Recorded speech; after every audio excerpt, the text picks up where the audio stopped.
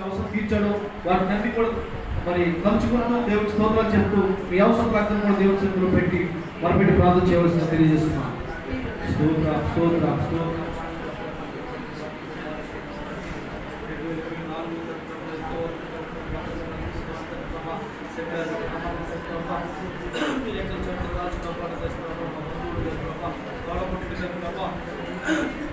అనేక సోదరులు ఉన్నప్పుడు విన్నప్పుడు ప్రభావం నిలబెట్టుకున్న శక్తించో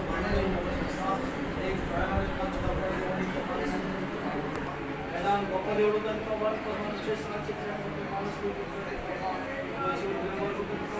ఆ జీవితంలో సంఘం పెట్టుకుని చేసి వేలు బట్టి